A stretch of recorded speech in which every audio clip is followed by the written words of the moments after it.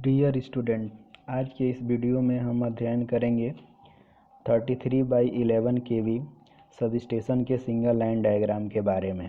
तो आइए जानते हैं सबसे पहले सिंगल लाइन डायग्राम होता क्या है। जैसा कि हम जानते हैं कि इलेक्ट्रिकल इंजीनियरिंग में विभिन्न प्रकार के संयोजनों को करने के लिए एक से अधिक तारों का प्रयोग किया जाता है। सरलता की दृष्टि से इन संयोजनों को अभिव्यक्त करने के लिए एक रेखा की सहायता से इन संयोजनों को प्रदर्शित किया जाता है, जिसे हम सिंगल लाइन डायग्राम अर्थात एक रेखीय आरेख कहते हैं। अब जानते हैं 33/11 kV सब स्टेशन क्या होता है। यह एक प्रकार का डिस्ट्रीब्यूशन सब स्टेशन होता है जो 33 kV अर्थात 33,000 वोल्ट को स्टेप डाउन ट्रांसफार्मर की सहायता से 11 kV अर्थात 11,000 वोल्ट में रूपांतरित करता है। अब जानते हैं यहाँ पे हम 33/11 kV सब स्टेशन में लगे सभी प्रमुख अवयवों और उनका काम क्या होता है, उसको समझने के लिए हम 33/11 kV सब स्टेशन का एक सिंगल लाइन डायग्राम बना रखा है। आइए चित्र के माध्यम से समझते हैं।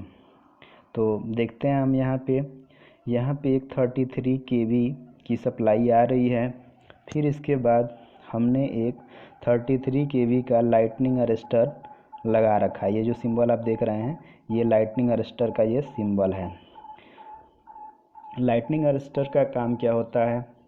तो लाइटनिंग अरेस्टर यह एक प्रकार का प्रोटेक्टिव डिवाइस होता है जो आकाशीय बिजली के कारण उत्पन्न उच्च वोल्टता की तरंगों को विद्युत तंत्र पर गिरने पर सीधे भूसंपर्कित अर्थात ग्राउंड कर देता है, जिससे हमारा सब स्टेशन आकाशीय बिजली के हमले से सुरक्षित रहता है। फिर इसके बाद यहाँ पे हम देख रहे हैं, यहाँ ये जो सिंबल बना हुआ है, ये वाला जो सिंबल है, ये बना हुआ है आइसोलेटर का। आइसोलेटर यह एक प्रकार का स्विच होता है जिसे हमेशा ऑफ लोड पर अर्थात बिना लोड के ऑपरेट करते हैं। यह एक परिपथ को दूसरे परिपथ से अलग करने का काम करता है। इसका प्रयोग हम जैसे मान लीजिए मेंटेनेंस करना हो तो एक परिपथ का कनेक्शन दूसरे परिपथ से यदि अलग करना है अर्थात दूसरे तरफ सप्लाई नहीं आने देना है तो क्या कर देंगे, इसको हम ऑफ पोजीशन पे कर देंगे अर्थात इसका कांटेक्ट उस दौरान ओपन हो जाता है और हम सुरक्षापूर्वक मेंटेनेंस का कार्य कर लेते हैं। इसलिए हम आइसोलेटर का प्रयोग करते हैं। अब देखते हैं यहाँ पे आगे ये जो आप सिंबल देख रहे हैं, ये आपका है CT अर्थात करंट ट्रांसफार्मर। करंट ट्रांसफार्मर के द्वारा हाई करंट को मापने के लिए हम एमीटर का परास बढ़ाते हैं। इसे हम पावर लाइन में बहने वाली उच्च धारा को मापने के लिए एमीटर का परास बढ़ाने के लिए प्रयोग करते हैं। फिर इसके बाद ये नीचे जो सिंबल आप देख रहे हैं, ये लगा हुआ है आपका VCB और VCB इसकी रेटिंग है 33 kV। तो ये वैक्यूम सर्किट ब्रेकर होता है। VCB का पूरा नाम होता है वैक्यूम सर्किट ब्रेकर। तो वैक्यूम सर्किट ब्रेकर पहले जान लेते हैं सर्किट ब्रेकर क्या होता है। तो सर्किट ब्रेकर भी एक प्रकार का स्विच ही होता है, लेकिन ये आइसोलेटर से अलग होता है। आइसोलेटर से अलग क्यों होता है? क्योंकि इसमें आर्क को बुझाने के लिए माध्यम का प्रयोग होता है। जैसे समझते हैं, जैसे मान लीजिए जब हम ऑन लोड पर किसी परिपथ को डिस्कनेक्ट करते हैं तो जो उसके कांटेक्ट होते हैं उनके बीच में चिंगारी निकलने लगती है, जिसे हम अंग्रेजी में आर्किंग बोलते हैं। तो यदि मान लीजिए अगर ऑन लोड पर हम ऑपरेट करा रहे हैं तो कभी कभी चूँकि आर्किंग का जो मान होता है उस कारण से इतना ज़्यादा ऊष्मा उत्पन्न होती है जिससे जो कांटेक्ट है वो पिघलकर नष्ट हो सकता है। तो चूँकि जो सर्किट ब्रेकर होता है इसे हम ऑन लोड और ऑफ लोड दोनों स्थितियों में ऑटोमेटिक तरीके से या मैनुअली ऑपरेट करा सकते हैं। तो इसलिए इसमें जो है आर्क बुझाने के लिए हम आर्क क्वेंचिंग मीडियम अर्थात आर्क शांत करने वाला माध्यम प्रयोग करते हैं। 33 kV के जो सर्किट ब्रेकर होता है इसमें हम आर्क बुझाने के लिए वैक्यूम का प्रयोग, वैक्यूम अर्थात निर्वात का प्रयोग करते हैं, इसलिए इसे हम VCB अर्थात वैक्यूम सर्किट ब्रेकर कहते हैं। जबकि आइसोलेटर जो आपका होता है उसे हम हमेशा ऑफ लोड अर्थात बिना लोड के ऑपरेट कराते हैं, क्योंकि उसमें जो है आर्क को बुझाने के लिए कोई माध्यम का प्रयोग नहीं होता है।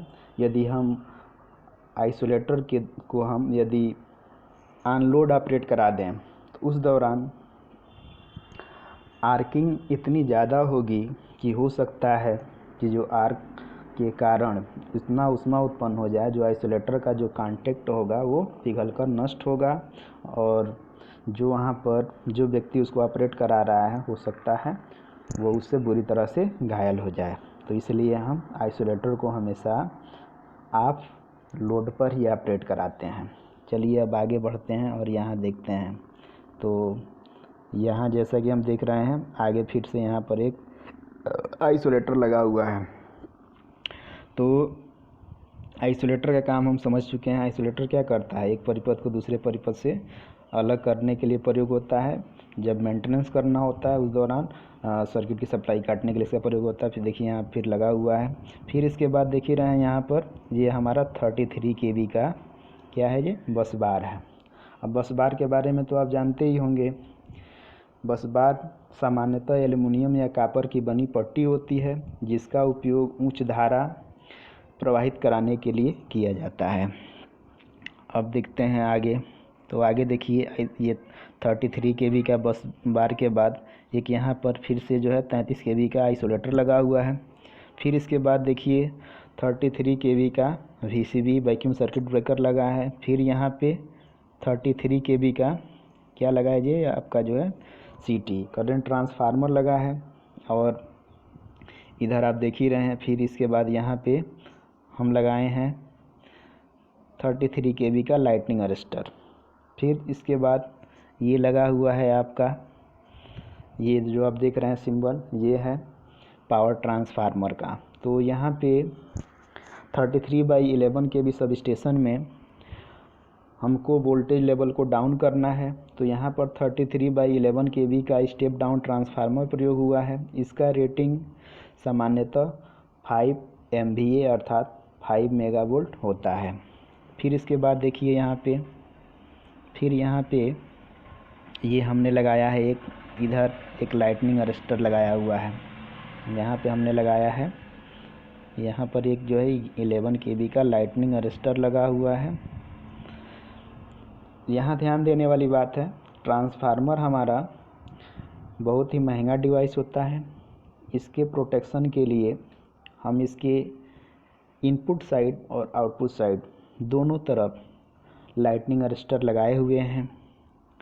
फिर इसके बाद देखिए करंट मेजर करने के लिए लाइटनिंग अरेस्टर के बाद यहाँ पे एक CT लगा हुआ है। ये इस साइड जो करंट होगी उसको मेजर करने के लिए एमीटर के साथ इसको कनेक्ट किया जाता है। फिर इसके बाद ये जो देख रहे हैं आप 11 kV का, यहाँ पे 11 kV का एक वैक्यूम सर्किट ब्रेकर लगा हुआ है। वैक्यूम सर्किट ब्रेकर का काम मैं बता चुका हूँ। फिर इसके बाद आगे देखिए, आगे यहाँ पे फिर से एक लगाया गया है 11 kV का आइसोलेटर। फिर आइसोलेटर के बाद आपका जो है यहाँ से हम देख रहे हैं ये हमारा ये वाला जो पोर्शन है, ये 11 kV का जो है ये बस लगा हुआ है। इसमें ये बस 11 kV का बस बार लगा हुआ है। फिर देखिए इधर इस साइड में जो है आपका, इस बस बार से हम कई फीडरों को जोड़ते हैं। कई फीडर होते हैं, वही फीडर जो विभिन्न क्षेत्रों में विद्युत ऊर्जा को पहुंचाते हैं। और ये जो फीडर होंगे इनसे 11 kV की सप्लाई निकलेगी और 11 kV की जो सप्लाई होगी उसे ही विभिन्न क्षेत्रों में जब वो पहुंचते हैं तब हम एक 11 kV by 0.4 kV step down transformer का प्रयोग करके हम 3 फेज सप्लाई के लिए 415 वोल्ट और सिंगल फेज सप्लाई के लिए 230 वोल्ट प्राप्त करते हैं, जो कि 1 फेज उपभोक्ताओं और 3 फेज उपभोक्ताओं के घरों में सप्लाई जिसके माध्यम से पहुंचाई जाती है। फिर इसके बाद देखते हैं, यहाँ पर देख लीजिए किनारे पे एक आपका यहाँ पे एक कैपेसिटर बैंक लगा हुआ है। कैपेसिटर बैंक से पहले सिंबल आप देख ही रहे हैं, ऊपर यहाँ पे ये लगा है आपका आइसोलेटर लगा है। फिर इसके बाद ये जो है वैक्यूम सर्किट ब्रेकर लगा हुआ है। फिर नीचे ये आपका कैपेसिटर बैंक है। फिर इधर आप देख ही रहे हैं ये फीडर 1 फीडर 2 से पहले ये कंपोनेंट जो जुड़े हैं इसका अब जान ही चुके हैं। फिर इधर देखिए ये जो बस इधर जो है आपका बस आइसोलेटर लगा हुआ है। अगर मान लीजिए इधर वाले पोर्शन में हमारे और फीडर हैं, फीडर 3 फीडर 4, इनको सप्लाई देना हो तो यहाँ से हमको क्या करना पड़ेगा, ये आइसोलेटर को ऑन पोजीशन पे करवाना पड़ेगा और फिर इधर सप्लाई दी जाएगी। फिर देखिए जैसे मान लीजिए उदाहरण के लिए कभी ऐसा हो गया कि इधर का हमारा जो सिस्टम है ये ख़राब हो गया, ये सिस्टम हो गया हमारा, ये मान लीजिए कि ये वाला पोर्शन हमारा जो क्या हो गया है, ख़राब हो गया है। तो ख़राब हो जाएगा तो उस कंडीशन में हम क्या करेंगे, जैसे समझते हैं एक बार फिर से। यहाँ से जो पोर्शन है इसका मेंटेनेंस करना है हमको, तो क्या करेंगे, इधर से जो आइसोलेटर लगा है पूरी सप्लाई इधर का हम काट देंगे और इधर से इधर सप्लाई देंगे। इधर से जो है होता हुआ हमारा सप्लाई दे दिया जाएगा यहाँ से। ये पूरा चाहे तो हम क्या कर सकते हैं, सभी को सप्लाई हम दे सकते हैं। तो आइसोलेटर का काम बेसिकली ये होता है, जैसे मान लीजिए कोई परिपथ है उसका मेंटेनेंस करना, उसमें ख़राबी आ गई है तो उसको हम एक परिपथ को दूसरे परिपथ से अलग कर देंगे। अब हम कह सकते हैं, जैसे मान लीजिए सर्किट ब्रेकर भी तो एक प्रकार का स्विच होता है, उससे भी अलग कर सकते हैं। हाँ कर सकते हैं, लेकिन कभी कभी जैसा कि हम जानते हैं, जैसे मान लीजिए जो सर्किट ब्रेकर होता है उसको मैनुअली और ऑटोमेटिक दोनों तरीके से ऑपरेट कराया जाता है।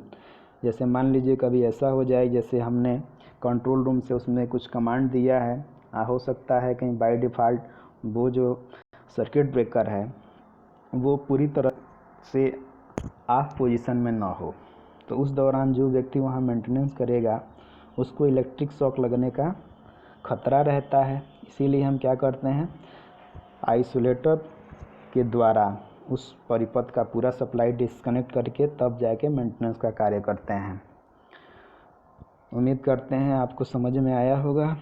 फिर यहाँ पे थोड़ा सा चीज़ समझ लीजिए, जैसे इधर देख रहे हैं ये वाला पोर्शन थोड़ा देखिए, यहाँ पे जो है एक ये जो फीडर वाली जो लाइनें हैं इसकी इधर से आप देख रहे हैं एक यहाँ पे भी एक आइसोलेटर लगा है। फिर यहाँ पे एक स्टेप डाउन ट्रांसफार्मर, ये जो आप देख रहे हैं ट्रांसफार्मर लगा है 11/0.4 kV। और यहाँ पे हम क्या कर रहे हैं, यहाँ पे जो वोल्टेज को लेवल को यानी 11 kV को 0.4 kV में कन्वर्ट करना है। इससे जो हमारा सब स्टेशन में बेसिक रिक्वायरमेंट होता है जैसे विद्युत की, उसकी पूर्ति के लिए हम यहाँ पे 11,000 वोल्ट को 0.4 kV में कन्वर्ट कर लेते हैं। जैसे मान लीजिए जो वहाँ पे जो हमारे विद्युत की व्यवस्था करनी हो, बैटरी चार्ज करनी हो, इन सब चीज़ों को ध्यान में रखते हुए हम यहाँ पे एक बेसिकली हम कह सकते हैं सब स्टेशन की ज़रूरत पूरा करने के लिए भी हम यहाँ पे क्या करते हैं, 11 kV को 0.4 kV में कन्वर्ट करते हैं। उम्मीद करते हैं आपको समझ में आया होगा।